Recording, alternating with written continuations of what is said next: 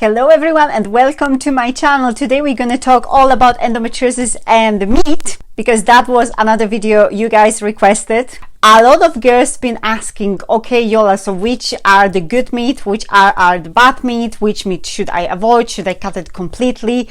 Because of you I got vegan, and all that jazz. So I thought I'm gonna make a video especially about meat, to give you information about the only available research we've got just now, and you can make your decision yourself. So the first thing which you have to take into consideration is the fact that we those days have not much control over the food which we consume, meat included.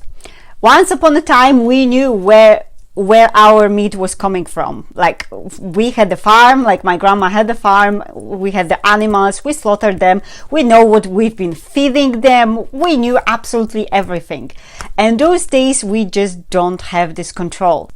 And sadly, like every industry, meat industry is also orientated on the profits, not on your health. I want to empathize on this so much, because you girls must realize that, all the big food companies, all the meat industries, all the big pharma, they don't really care about your health. You should be the person who cares about your health the most, because you've got your best interest in the heart. The rest, they just care about the profits. And as sad as it sounds, it is true. Because we don't have control over where our meat is coming from, we are buying the meat which is available. And what is available, like for example, if you go to the shop like our local Morrison's or our local, Aldi, the quality of the meat is not the best over there. And why you should be concerned of the quality of meat you're eating? Because everything ends up in your body. So they give these animals a lot of antibiotics, they give them a lot of hormones, sometimes even grown hormone, which is absolutely disgusting. Then those animals are slaughtered, releasing the cortisol to their body. So you've got another hormone on top of all the antibiotics, all the growth hormones, you've got the cortisol. And then you're eating this meat. And what do you think where this hormone goes? They go exactly to your body.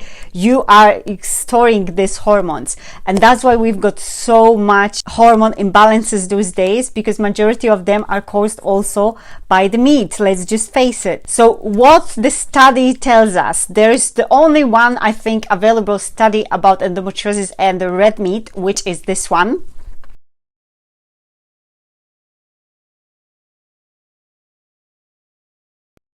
So what this study actually shows, that the women who eat more than 2 servings per day of the red meat had 56% higher risk of developing endometriosis than the women who consume 1 serving or none servings per week.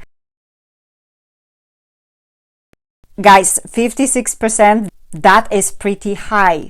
So I would take this thing into consideration. Of course, with all these studies, there's a lot of things which might determine the accuracy of the study, although the publisher of the study is still sticking to their conclusion, and because it's only available study out there, I feel like, I have to mention that. They also concluded that the meat products increase the estrogen.